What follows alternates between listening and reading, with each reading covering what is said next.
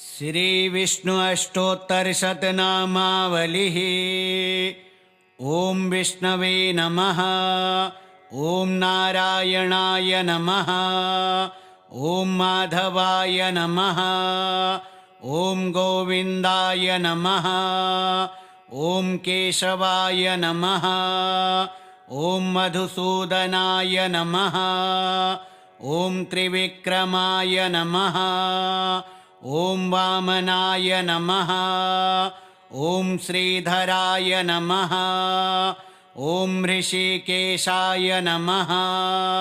ओम पद्मनाभाय नमः। ओम दामोदराय नमः। ओम संकर्षणाय नमः। ओम वासुदेवाय नमः। ओम प्रद्युम्नाय नमः। ओम अनिरुद्धाय नमः। ओम पुरुषोत्तमाय नमः। ओम मधोक्षजाय नमः। ओम अच्युताय नमः। ओम जनार्दनाय नमः। ओम उपेन्द्राय नमः। ओम हरये नमः। ओम श्रीकृष्णाय नमः। ओम आदिदेवाय नमः। ओम देवकीनंदनाय नमः। ओम यशोदानंदनाय नमः।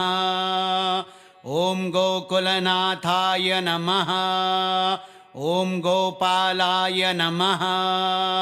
ओम गोपीजनवल्लभाय नमः। ओम पार्थसारथये नमः।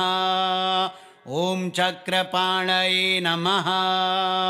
ओम गदाधराय नमः। ओम शारंगपाणये नमः। ओम शेषशायिने नमः। ओम गरुड़ध्वजाय नमः। ओम पीतांबराय नमः। ओम चतुर्भुजाय नमः।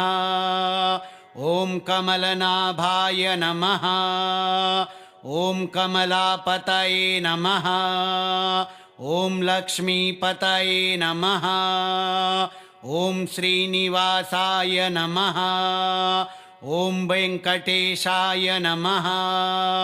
ओम जगन्नाथाय नमः। ओम जगदीशाय नमः। ओम जगत्पतये नमः। ओम विश्वरूपाय नमः। ओम विश्वंभराय नमः। ओम विश्वनाथाय नमः। ओम सर्वेश्वराय नमः। ओम परमात्मने नमः। ओम सच्चिदानंदाय नमः। ओम सनातनाय नमः। ओम अव्ययाय नमः। ओम अक्षराय नमः। ओम अनंताय नमः। ओम अजराय नमः। ओम अमराय नमः। ओम शाश्वताय नमः। ओम नित्याय नमः। ओम शुद्धाय नमः। ओम बुद्धाय नमः। ओम मुक्ताय नमः। ओम पवित्राय नमः। ओम मंगलाय नमः। ओम कल्याणप्रदाय नमः। ओम भक्तवत्सलाय नमः। ओम दीनबंधवे नमः। ओम करुणासागराय नमः। ओम कृपालवे नमः। ओम दयालवे नमः। ओम शरणागतवत्सलाय नमः। ओम दुःखनाशनाय नमः। ओम भयहराय नमः। ओम पापनाशनाय नमः। ओम मोक्षदाय नमः। ओम मुक्तिदाय नमः। ओम सुखदाय नमः। ओम शांतिदाय नमः। ओम आयुःप्रदाय नमः। ओम आरोग्यदाय नमः। ओम धनप्रदाय नमः।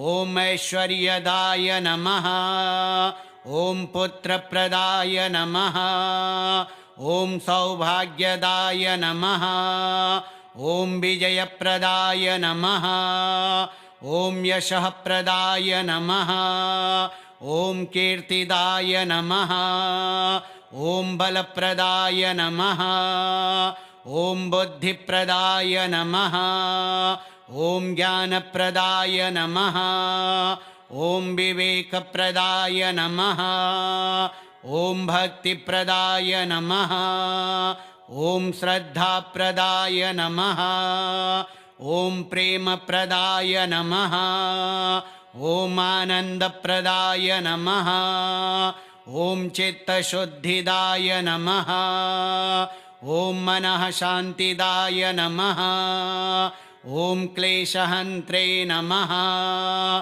ॐ दुःखभञ्जनाय नमः ॐ आश्रयदाय नमः ॐ अभयप्रदाय नमः ॐ रक्षादाय नमः ॐ सिद्धिदाय नमः ॐ मङ्गलदाय नमः ॐ शुभदाय नमः ॐ पूर्णकामदाय नमः ॐ सर्वकामप्रदाय नमः ॐ श्रीमहाविष्णवे नमः ॐ विष्णवे नमः ॐ नारायणाय नमः ॐ माधवाय नमः ॐ गोविन्दाय नमः ॐ केशवाय नमः ॐ मधुसूदनाय नमः ॐ त्रिविक्रमाय नमः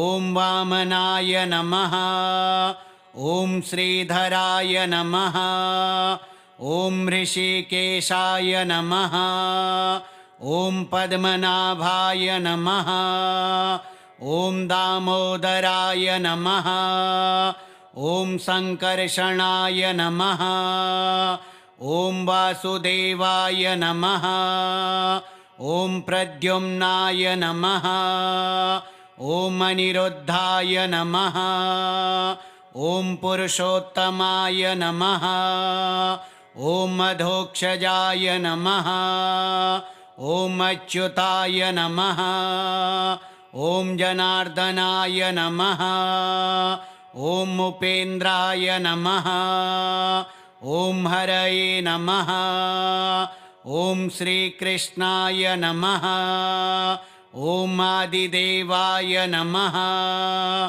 ॐ देवकीनन्दनाय नमः ॐ यशोदानन्दनाय नमः ॐ गोकुलनाथाय नमः ॐ गोपालाय नमः ॐ गोपीजनवल्लभाय नमः ॐ पार्थसारथये नमः ॐ चक्रपाणये नमः ॐ गदाधराय नमः ॐ शारङ्गपाणये नमः ॐ शेषशायिने नमः ॐ गरुडध्वजाय नमः ॐ पीताम्बराय नमः ॐ चतुर्भुजाय नमः ॐ कमलनाभाय नमः ॐ कमलापतये नमः ॐ लक्ष्मीपतये नमः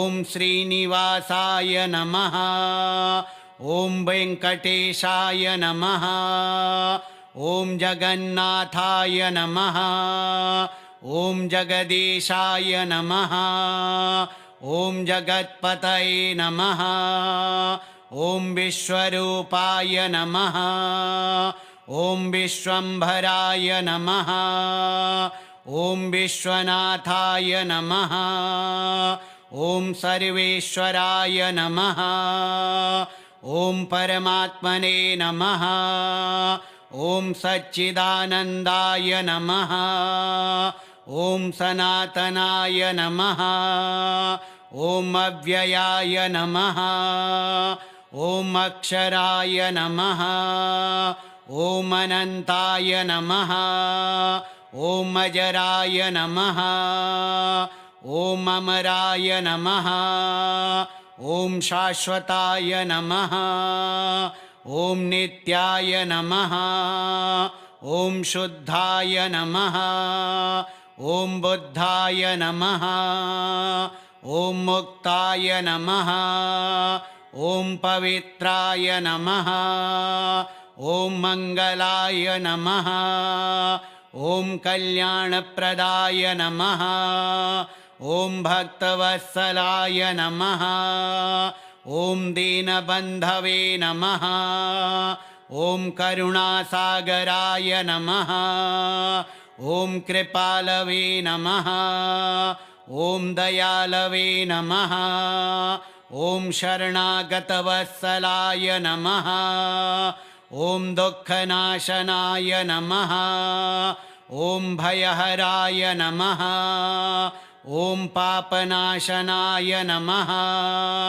ॐ मोक्षदाय नमः ॐ मुक्तिदाय नमः ॐ सुखदाय नमः ॐ शान्तिदाय नमः ॐ आयुःप्रदाय नमः ॐ आरोग्यदाय नमः ॐ धनप्रदाय नमः ॐ ऐश्वर्यदाय नमः ॐ पुत्रप्रदाय नमः ॐ सौभाग्यदाय नमः ॐ विजयप्रदाय नमः ॐ यशःप्रदाय नमः ॐ कीर्तिदाय नमः ॐ बलप्रदाय नमः ॐ बुद्धिप्रदाय नमः ॐ ज्ञानप्रदाय नमः ॐ विवेकप्रदाय नमः ॐ भक्तिप्रदाय नमः ॐ श्रद्धाप्रदाय नमः ॐ प्रेमप्रदाय नमः ॐ आनन्दप्रदाय नमः ॐ चित्तशुद्धिदाय नमः ॐ मनः शान्तिदाय नमः ॐ क्लेशहन्त्रे नमः ॐ दुःखभञ्जनाय नमः ॐ आश्रयदाय नमः ॐ अभयप्रदाय नमः ॐ रक्षादाय नमः ॐ सिद्धिदाय नमः ॐ मङ्गलदाय नमः ॐ शुभदाय नमः ॐ पूर्णकामदाय नमः ॐ सर्वकामप्रदाय नमः ॐ श्रीमहाविष्णवे नमः ॐ विष्णवे नमः ॐ नारायणाय नमः ॐ माधवाय नमः ॐ गोविन्दाय नमः ॐ केशवाय नमः ॐ मधुसूदनाय नमः ॐ त्रिविक्रमाय नमः ॐ वामनाय नमः ॐ श्रीधराय नमः ॐ ऋषिकेशाय नमः ॐ पद्मनाभाय नमः ॐ दामोदराय नमः ॐ सङ्कर्षणाय नमः ॐ वासुदेवाय नमः ॐ प्रद्युम्नाय नमः ॐ अनिरुद्धाय नमः ॐ पुरुषोत्तमाय नमः ॐ अधोक्षजाय नमः ॐ अच्युताय नमः ॐ जनार्दनाय नमः ॐ उपेन्द्राय नमः ॐ हरये नमः ॐ श्रीकृष्णाय नमः ॐ आदिदेवाय नमः ॐ देवकीनन्दनाय नमः ॐ यशोदानन्दनाय नमः ॐ गोकुलनाथाय नमः ॐ गोपालाय नमः ॐ गोपीजनवल्लभाय नमः ॐ पार्थसारथये नमः ॐ चक्रपाणये नमः ॐ गदाधराय नमः ॐ शारङ्गपाणये नमः ॐ शेषशायिने नमः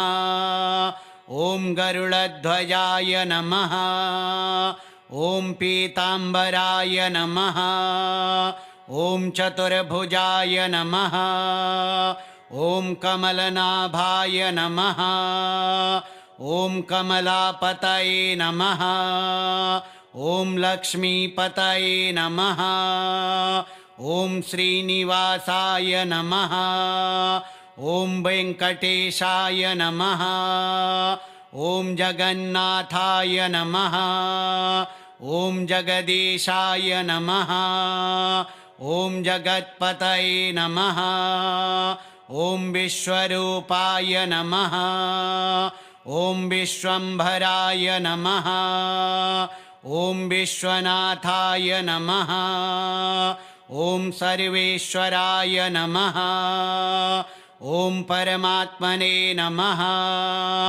ॐ सच्चिदानन्दाय नमः ॐ सनातनाय नमः ॐ अव्ययाय नमः ॐ अक्षराय नमः ॐ अनन्ताय नमः ॐ अजराय नमः ॐ अमराय नमः ॐ शाश्वताय नमः ॐ नित्याय नमः ॐ शुद्धाय नमः ॐ बुद्धाय नमः ॐ मुक्ताय नमः ॐ पवित्राय नमः ॐ मङ्गलाय नमः ॐ कल्याणप्रदाय नमः ॐ भक्तवत्सलाय नमः ॐ दीनबन्धवे नमः ॐ करुणासागराय नमः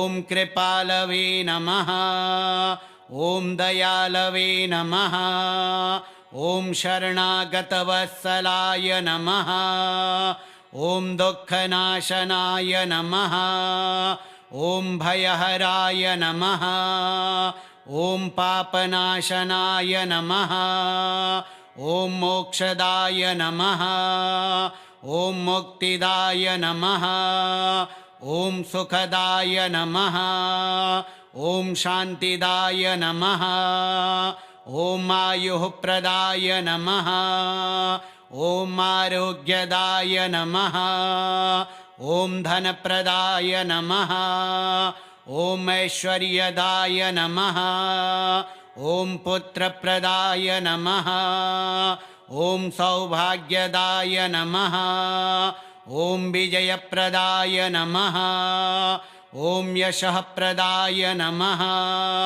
ॐ कीर्तिदाय नमः ॐ बलप्रदाय नमः ॐ बुद्धिप्रदाय नमः ॐ ज्ञानप्रदाय नमः ॐ विवेकप्रदाय नमः ॐ भक्तिप्रदाय नमः ॐ श्रद्धाप्रदाय नमः ॐ प्रेमप्रदाय नमः ॐ आनन्दप्रदाय नमः ॐ चित्तशुद्धिदाय नमः ॐ मनः शान्तिदाय नमः ॐ क्लेशहन्त्रे नमः ॐ दुःखभञ्जनाय नमः ॐ आश्रयदाय नमः ॐ अभयप्रदाय नमः ॐ रक्षादाय नमः ॐ सिद्धिदाय नमः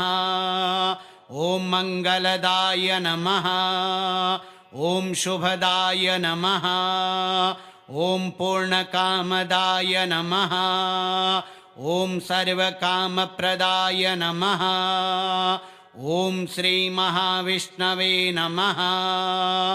श्रीविष्णु अष्टोत्तरशतनामावलिः श्रीविष्णोर्पणमस्तु।